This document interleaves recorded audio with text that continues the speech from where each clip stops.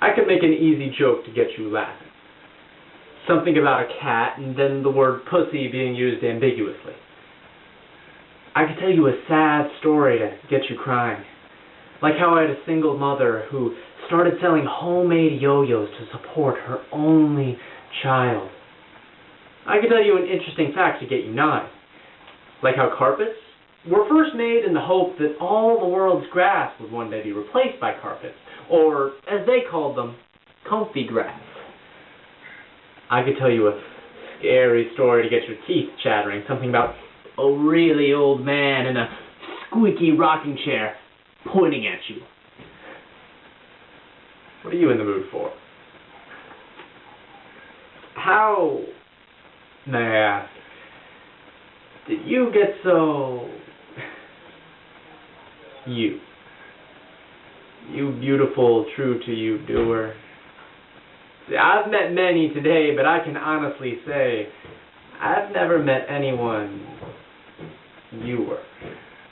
You are incomparable, like a... And I'm a gangly kid, one of those drunk marionettes, one of those baby giraffes with inner ear syndrome, a flailing stork in high winds, a stilted freak. I am an easel, not symbolically, structurally. I attempt to dance and become a whirlwind of elbows.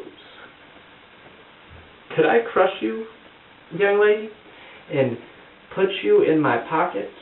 You would fold beautifully, like $50 bill beautifully, not origami swan beautifully. We could unwind by the glass lakes of romance or tangle by the dank wetlands of perversion as long as we're together. I don't expect to change your mind with one conversation, only to chip away at it, like a woodpecker on a redwood tree. I need to make this hour last. So attach a beach to the top of my hourglass. I love you just the way you are, but you don't see you like I do. You shouldn't be like perfect. Perfect should try to be you. I want to kiss you all day. I want to start at dawn. I want our mouths to dry out by breakfast. I want our jaws to start cramping by noon. I want us to question our decision to kiss all day by 5. I want to have sex really quickly, then stop all this kissing bullshit because you need your personal space, apparently. I would do anything for you, if convenient. I would move a mountain for you, if that mountain could be moved with a button or lever that wasn't too cold to the touch. I would give you the moon if I could. You would love the moon. You would show it off to your friends and not give a fuck that now you've disrupted the ecosystem by disrupting the tide. Maybe a nice look in the mirror is in order, Missy. You're the most beautiful girl I've ever seen, and I know that. But I can't rediscover it every fucking day. I can't return to that epiphany every time my alarm clock goes off. It's unnatural. But what I can do quite naturally, become jaded and unimpressed by it. I can see your beauty as normal, as one of life's many constraints. And I complain to you about it. You can deduce your beauty from that.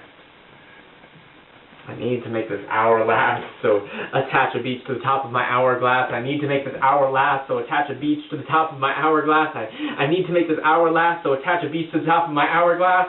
If you were perfect, I'd tattoo this on my chest. If you were beautiful, I'd carve this in a tree trunk. If you were nice, I'd write this in a letter, but you're none of those. I'll give you the count of 6. 1, 2, 3, 4, 5, 6. Please stay. Please stay, I love you. When I was little, I killed ants with a magnifying glass, and now I'm big and I worry I'm doing the same thing to you. Well, You said, unwell. well, surely. You continued, unwell, unsure. Listen, I said, but nothing. Just some rain tapping a window out of boredom. Need to make this hourglass, so attach a beach to the top of my hourglass. You're a cunt, I said to the cunt. Well, you're a cunt too, replied the cunt to the other cunt, apparently. And far away, fresh moss continued to fill in our initials on a tree. That small turn she did. That one swift pivot. The one she did by the water with her flat searching for the sidewalk, her hair catching up seconds afterwards. That fucks me. I need to make this hour last, so attach a beach to the top of my hourglass. Only after that drunken late-night congress had dispersed and the music had stopped and the walls caught their breath, and the smug fog of dialogue had condensed on the empty glasses, only then did I notice how unhappy you were. The strobe lights had given me stale, unusable snapshots. Even if I had seen some struggle on you somewhere, I would have mistaken it for some simple social rigmarole, as everyone's behavior reeked of performance. And only after that night had given into the next day, and I had stood where you had danced so cautiously, and I had imagined you sitting in that chair that still bared my imprint, only then did I realize why you felt that way.